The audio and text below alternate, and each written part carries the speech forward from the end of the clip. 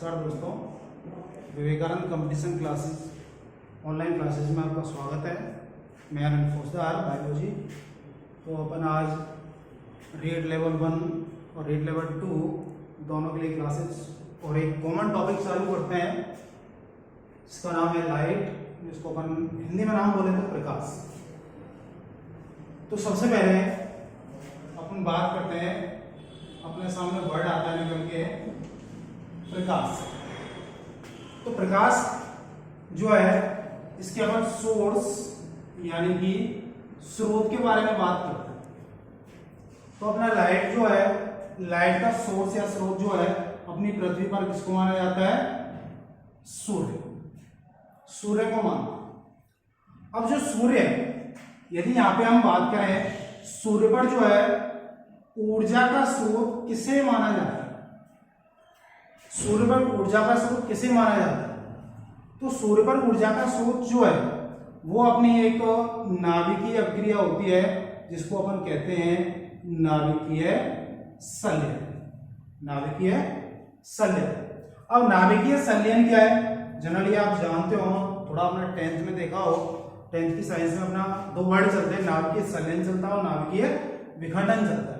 जहाँ पे दो नाभिक अपन ऐसे कह सकते हैं दो हल्के नाभिक आपस में संयुक्त हो जाएं और एक भारी नाभिक का निर्माण करें, तब वो क्रिया कहलाती है अपनी नाभिकीय संलयन और क्रिया कहलाती है।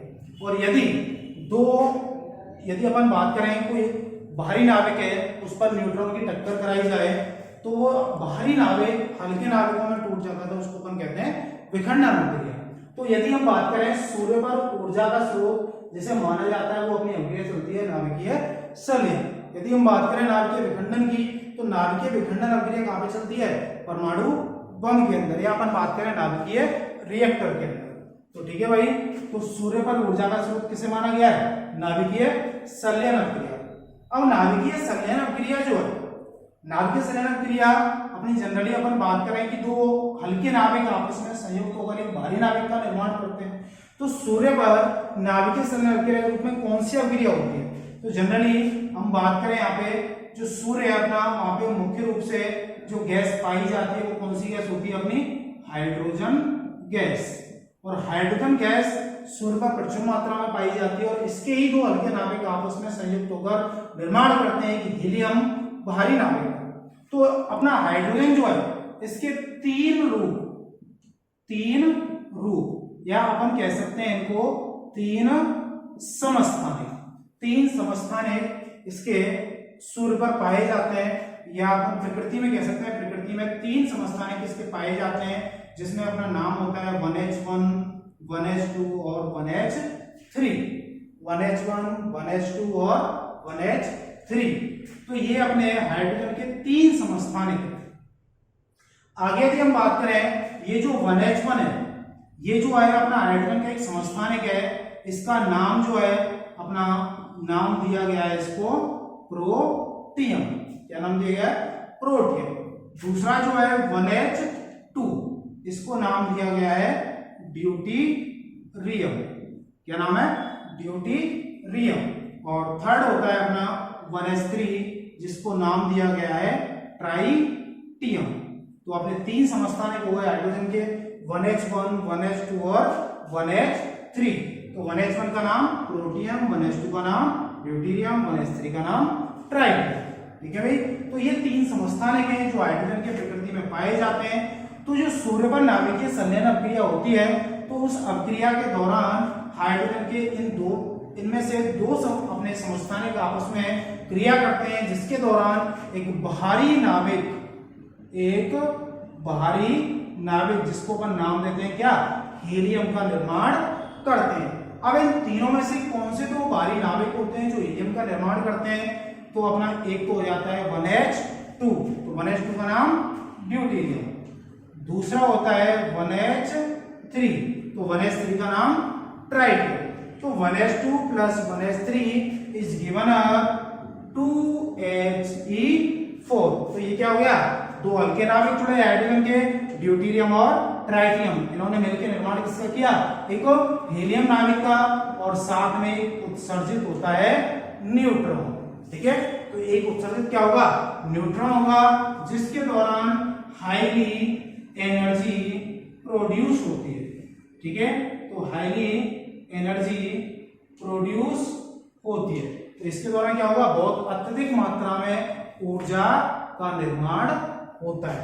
तो ये जो है एक संलयन क्रिया है जो कि कहां पे होती है, सूर्य पर होती है, किसके लिए, ऊर्जा के लिए। ठीक है भाई। तो अगर आपसे पूछा जाए कि प्रकृति में ऊर्जा का या प्रकाश का स्रोत किसे माना जाता है, तो किसको मानते हैं, सूर्य को। अगर आपसे पूछा जाए कि सूर्य पर ऊर्जा का स्रोत किसे माना गया है, नाभिकीय संलयन क्रिया को। नाभिकीय संलयन क्रिया क्या होती है, जब दो हल्के नाभिक आपस में संयुक्त होकर एक भारी नाभिक का निर्माण करते हैं तो उसको अपन क्या कहते हैं, नाभिकीय संलयन क्रिया कहते हैं, और जिसके दौरान अत्यधिक मात्रा में ऊर्जा उत्पन्न होती है। तो सूर्य पर होने वाली नाभिकीय संलयन क्रिया कौन सी है, तो नाभिकीय संलयन क्रिया के दौरान क्या होगा, वहां पे हाइड्रोजन का 1s2 यानी कि ड्यूटेरियम समस्थानिक और हाइड्रोजन का 1s3 यानी कि ट्राइटियम समस्थानिक आपस में संयुक्त होकर निर्माण करते हैं हीलियम नाभिक का, और हीलियम नाभिक क्या होगा, 2He4, और एक साथ में उत्सर्जित होता है न्यूट्रॉन, जिसके दौरान अत्यधिक मात्रा में एनर्जी उत्पन्न होती है। तो ये हो जाता है अपना सूर्य पर ऊर्जा का स्रोत। ठीक है दोस्तों, तो आगे हम बात करें कि यहाँ पे सूर्य पे तो ये ऊर्जा का स्रोत हो गया। अब जो अपना ये जो हमने 3 समस्थानिक लिखे हैं, 1H1 है, 1H2 है, 1H3 है, तो प्रोटियम जो है, ठीक है भाई, प्रोटियम जो है, अगर इससे संबंध में एक विशेष तथ्य की बात करें तो प्रोटियम जो होता है हाइड्रोजन के समस्थानिकों में प्रकृति में सर्वाधिक पाया जाने वाला क्या है, समस्थानिक है।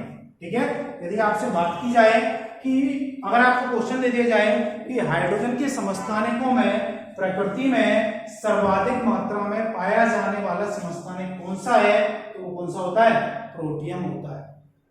नेक्स्ट बात होती है ड्यूटेरियम के बारे में। तो ड्यूटेरियम के बारे में विशेष तथ्य क्या होता है, तो ड्यूटेरियम जो है इसका उपयोग किया जाता है भारी जल निर्माण में, और भारी जल निर्माण में इसका उपयोग होता है।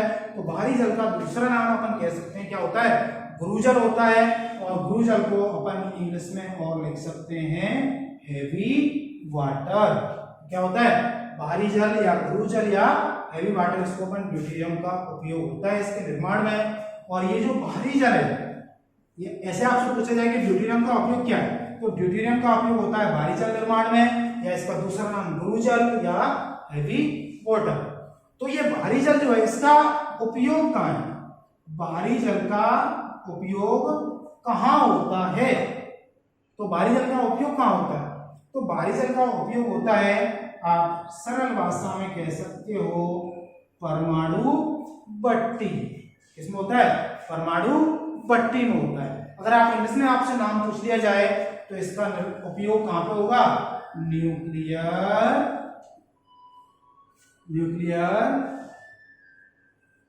तो परमाणु भट्टी में इसका उपयोग होता है।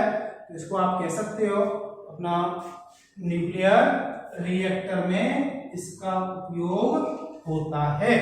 परमाणु भट्टी में किसका उपयोग किया जाता है, भारी जल का।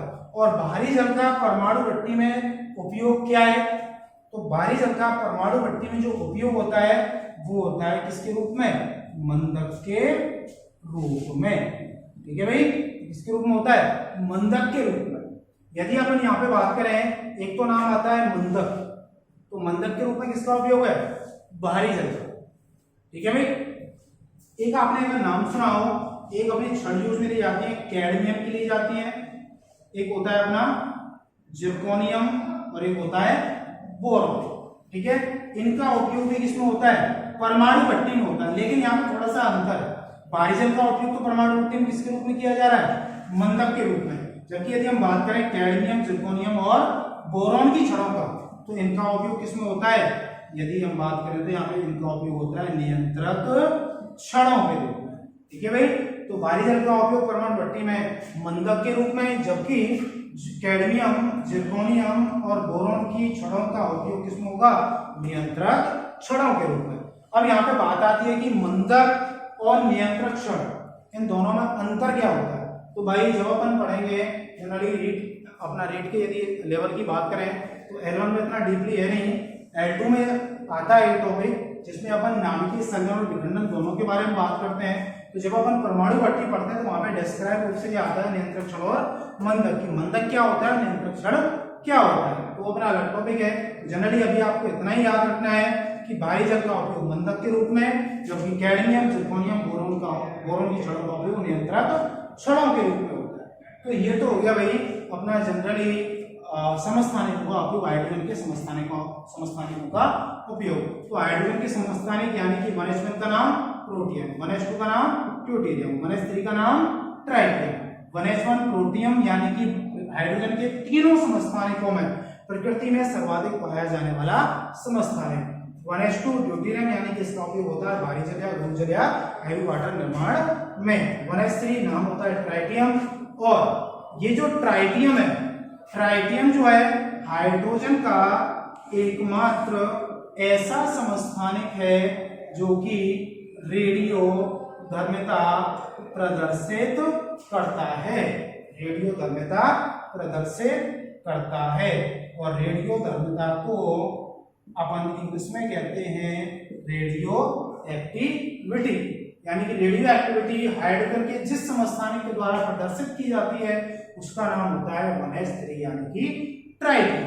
ठीक है भाई, तो रेडियो धर्मिता जनरली यदि हम यहाँ पे बात करें कि रेडियो धर्मिता जो नाम आया है, यदि आपसे पूछ लिया जाए कि रेडियो धर्मिता की खोज किसने की, तो रेडियो धर्मिता की जो खोज करने वाला वैज्ञानिक है, वैज्ञानिक का नाम होता है हेनरी बैक्यूरेल। तो रेडियो धर्मिता की खोज की गई थी वैज्ञानिक हेनरी बैक्यूरेल के द्वारा। तो जनरली ये तो बात होगी अपना पृथ्वी पे प्रकाश के स्रोत की। तो पृथ्वी प्रकाश का स्रोत सूर्य, सूर्य पर ऊर्जा का स्रोत नाभिकीय संघनन क्रिया। नाभिकीय संघनन क्रिया क्या होती है, जब दो हल्के नाभिक आपस में संयुक्त होकर एक भारी नाभिक का निर्माण करते हैं और अत्यधिक मात्रा में ऊर्जा का उत्सर्जन करते हैं तो उसे हम कहते हैं नाभिकीय संघनन अभिक्रिया।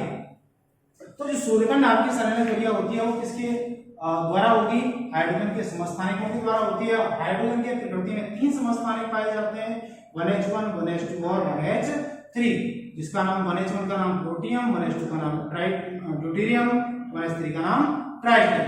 और एक चीज यहाँ पे आपको विशेष याद रखना है, और आपसे पूछा जाए कि सूर्य पर प्रचुर मात्रा में पाई जाने वाली गैसेज कौन सी हैं, तो आपको सबसे पहले नाम देना है हाइड्रोजन, दूसरे का नाम देना है हीलियम। हीलियम लगभग 29% पाई जाती है, जबकि अपनी जो हाइड्रोजन गैस है ये पाई जाती है लगभग 71%। ठीक है भाई, तो आगे आपके समस्थानिक हो जाता है हाइड्रोजन के, ये अपनी रिएक्शन हो जाती है 1s2 + 1s3 की बना 2He4 प्लस अपना न्यूट्रॉन से जो होता है जिसको हमने शो किया है 0n1 से, और एक हाईली एनर्जी प्रोड्यूस यहाँ पर होती है। तो ये जनरल बात हो गई। आगे यदि हम बात करें प्रकाश से संबंधित, सूर्य जो है, सूर्य से ऊर्जा का उत्सर्जन होता है। ठीक है भाई, सूर्य से ऊर्जा का उत्सर्जन होता है। तो सूर्य से जो ऊर्जा है पृथ्वी पर किस विधि के द्वारा पहुंचती है, पृथ्वी पर किस विधि के द्वारा पहुंचती है, तो अपन उसको कहते हैं विकिरण विधि। ठीक है भाई, क्या कहते हैं, विकिरण विधि। तो विकिरण विधि के द्वारा प्रकाश किरणें जो है पृथ्वी पर पहुंचती हैं। आगे यदि हम बात करें प्रकाश की जो किरणें हैं, प्रकाश किरण, ठीक है, तो प्रकाश की जो किरणें हैं, प्रकाश की किरणों की प्रकृति क्या होती है, प्रकाश की किरणों की प्रकृति क्या होती है, तो प्रकाश किरणें जो है ये कैसी प्रकृति की होती हैं, अनुप्रस्थ प्रकृति की पाई जाती हैं। तो प्रकाश किरणें जो है अनुप्रस्थ प्रकृति की होती है। एक जनरली आपने नाम सुना है, एक नाम होता है जिसको अपन कहते हैं अनुदैर्घ्य। एक अपनी तरंगों की प्रकृति या आप कह सकते हो किरणों की प्रकृति कैसी होती है, अनुदैर्घ्य होती है। तो एक प्रकाश किरण कैसी हो गई, अनुप्रस्थ प्रकृति की, और दूसरी हो गई अपनी अनुदैर्घ्य। यदि आपसे पूछा जाए अनुदैर्घ्य प्रकृति की कौन सी तरंगें होती है, तो वो कौन सी होंगी, ध्वनि तरंगें। अब यहाँ पे बात आती है कि अनुप्रस्थ और अनुदैर्घ्य, इनमें अंतर क्या है। ठीक है, तो अनुप्रस्थ प्रकृति की जो तरंगें होंगी वो अपना माध्यम में संचरण करती हैं, कैसे? लंबवत। कैसे संचरण करती हैं? लंबवत संचरण करती हैं, जबकि अनुदैर्ध्य जो तरंगें होंगी वो माध्यम में एकदम कैसे संचरण करेंगी? समांतर संचरण करती है। ठीक है भाई, तो प्रकाश कणें कैसी प्रकृति की है? अनुप्रस्थ प्रकृति की, जो कि माध्यम के लंबवत संचरण करती हैं, जबकि अनुदैर्ध्य तरंगें ध्वनि तरंगें होती हैं जो कि माध्यम के समानांतर संचरण करती है। ये तो हुई भाई इनकी प्रकृति की बात। अब यहाँ पे यदि हम बात करें जो प्रकाश किरणें आती हैं, सूर्य से जो प्रकाश किरणें आती हैं उस प्रकाश को अपन क्या कहते हैं? श्वेत प्रकाश। ठीक है, तो सूर्य से आने वाला जो प्रकाश है उसको अपन श्वेत प्रकाश कहते हैं, या श्वेत प्रकाश को आप कह सकते हो दृश्य प्रकाश। क्या कह सकते हो? दृश्य प्रकाश, यानी कि ऐसा प्रकाश जिसकी सहायता से हमें वस्तुएं दिखाई देती हैं उसको अपन नाम देते हैं दृश्य प्रकाश। तो ये जो दृश्य प्रकाश है तो इसकी एक खास बात है, इसको यदि हम किसी स्पेक्ट्रम या अपन ऐसे कहें कि प्रकाश का स्पेक्ट्रम क्या है, तो प्रकाश यानी कि श्वेत प्रकाश या दृश्य प्रकाश, इसको यदि हम किसी प्रिज्म से होकर गुजारे तो यह 7 रंगों में विभाजित हो जाता है। यानी कि सूर्य से आने वाला प्रकाश या किसी ट्यूबलाइट, बल्ब, यानी कि ऐसा प्रकाश स्रोत जिसकी सहायता से हमें वस्तुएं दिखाई देती हैं, वो अपना प्रकाश कैसा कहलाएगा? दृश्य प्रकाश कहलाएगा। और यदि उस दृश्य प्रकाश को हम किसी प्रिज्म से होकर गुजारें तो वो जो प्रकाश है अपना 7 रंगों में विभाजित हो जाता है, जिसे हम नाम देते हैं प्रकाश का स्पेक्ट्रम। ठीक है भाई, तो उसे हम क्या नाम देते हैं? प्रकाश का स्पेक्ट्रम। तो ये 7 रंगों में विभाजित हो जाता है। तो ये 7 रंग कौन से होते हैं? तो जनरली यहाँ पर हमने एक फॉर्मूला बनाया हुआ है जिसको हम नाम देते हैं विबग्योर। इसे नाम क्या दिया गया है? विबग्योर। तो V फॉर वायोलेट। ठीक है भाई, इसको अपन क्या कहते हैं? V for violet, I for Indigo, B for blue, G for green, Y for yellow, O for orange और R फॉर रेड। ठीक है भाई, तो अगर आपसे पूछा जाए कि सूर्य से आने वाला प्रकाश या किसी ट्यूबलाइट, मोमबत्ती, बल्ब, जिस ऐसा प्रकाश स्रोत जिसकी सहायता से हमें वस्तु दिखाई देती है, तो उस प्रकाश को यदि हम प्रिज्म से गुजारे हैं तो वह 7 रंगों में विभाजित होगा, जिसे हम क्या कहेंगे? प्रकाश का स्पेक्ट्रम कहेंगे। और इस 7 रंगों में विभाजित होने वाले कलर्स कौन कौन से होते हैं? तो violet, indigo, blue, green, yellow, orange और रेड। ठीक है भाई, तो ये जो है, ये जो अपना क्रम है वायलेट से रेड की तरफ, तो ये जो है अपन कह सकते हैं तरंगदैर्ध्य। तरंगदैर्ध्य यानी कि वेव लेंथ। ठीक है भाई, तो तरंगदैर्ध्य को इंग्लिश में कहा जाता है वेवलेंथ। तो ये जो है तरंगदैर्ध्य का बढ़ता क्रम होता है, किधर से? वायलेट से रेड की तरफ। ठीक है भाई, तो वायलेट से रेड की तरफ तरंगदैर्ध्य का बढ़ता क्रम है। अब ये जो तरंगदैर्ध्य है, यदि आपसे यहाँ पे क्वेश्चन पूछा जाए कि सूर्य से आने वाला जो प्रकाश है, सूर्य से प्राप्त प्रकाश की तरंगदैर्ध्य कितनी होती है? ठीक है, सूर्य से आने वाले प्रकाश की तरंगदैर्ध्य कितनी होती है?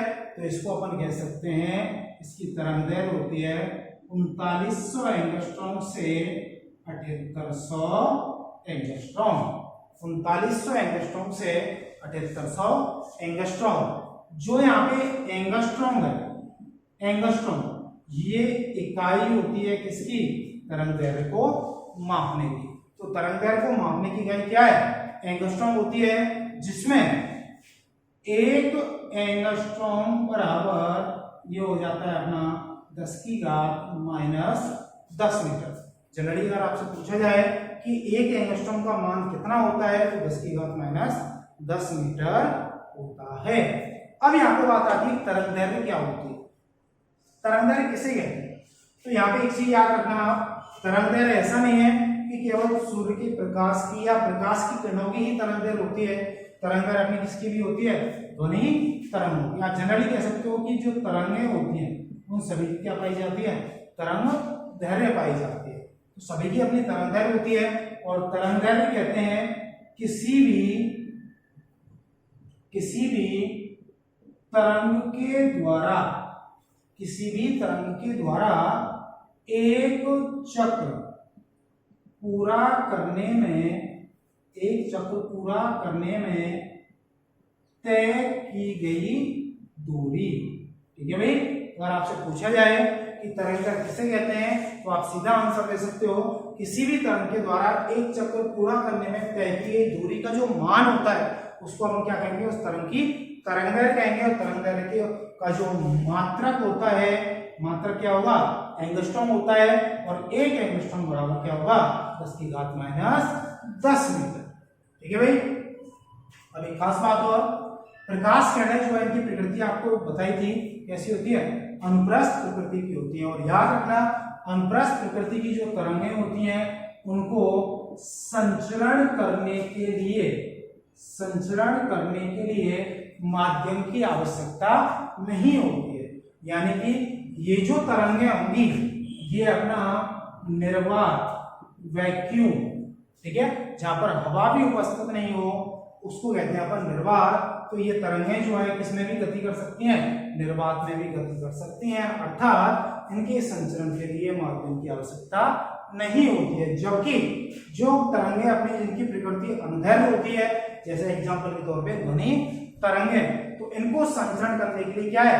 माध्यम की आवश्यकता होगी, यानी कि निर्वात में ये गति नहीं कर सकते हैं। जनरली हम यदि बात करें कि जहां पर अपना निर्वात होगा वहां पर यदि दो व्यक्ति आपस में बातें कर रहे हैं तो यदि निर्वात की स्थिति में उन दोनों व्यक्तियों को एक दूसरे की आवाज सुनाई नहीं दे सकती है। तो ठीक है भाइयों, तो अपनी जो प्रकाश तरंगें हैं इनकी प्रकृति अनुप्रस्थ होगी।